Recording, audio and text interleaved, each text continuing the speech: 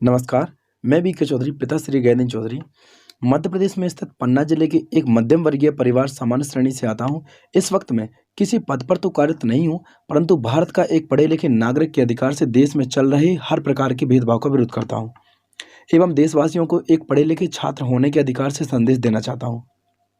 मैं अपनी बात से समाज के उन व्यक्तियों को ठेस नहीं पहुँचाना चाहता जो कि किसी भी प्रकार के भेदभाव का समर्थन करते हैं।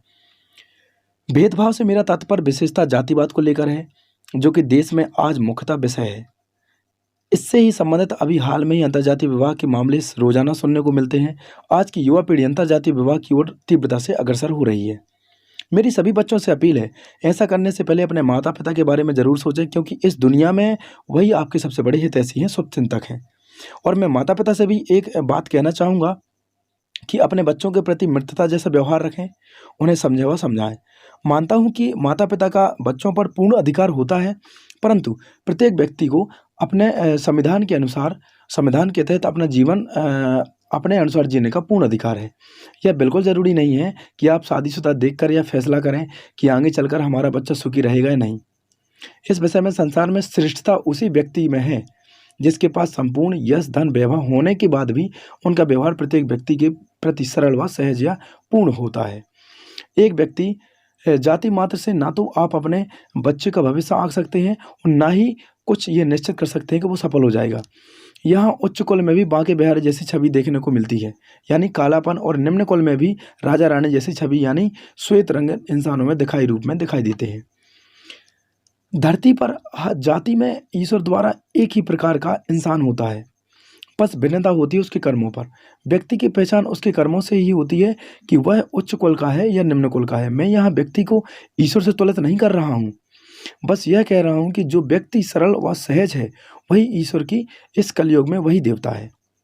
जिसके कर्म श्रेष्ठ हैं वह बहुत अच्छा है। मैं एक उदाहरण देना चाहूँगा आपको कि मान लीजिए आप एक शादी में जाते हैं, तो क्या आप वहाँ देखते हैं कि किस बिरादरी के लोगों ने खाना बनाया है और किस बिरादरी के साथ आपका उठना बैठना हो रहा है?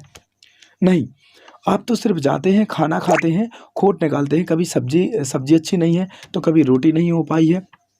आप जरा सोचिए कि जो पिता अपनी बच्ची की शादी करता है वह अपने जीवन की सारी जमा पूंजी लगाता है अपने बच्चे के विवाह में। समाज की इसी घटिया सोच के कारण लड़की का जन्म जब होता है तो पिता डरता है, खौफ में रहता है कि अब उसे लड़की की शादी करनी पड़ेगी, दहेज देना होगा। जरा सोचिए, ऐसा क्यों लोग कहते हैं, ऐसा क्यों सोचते हैं? इसलिए अच्छी सोच रखिए ताकि हम अपने देश को कुछ ही समय में विदेश से भी आगे बढ़ा सकें।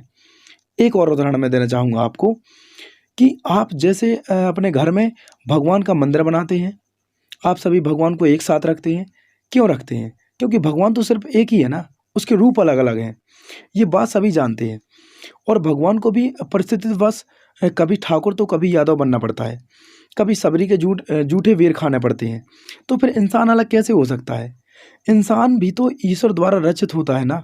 जब विपत्ति आती है तो हम मंदिर मस्जिद कुछ भी नहीं देखते, सब एक कर देते हैं। ना हमें अल्लाह दिखते हैं, ना हमें राम दिखते हैं।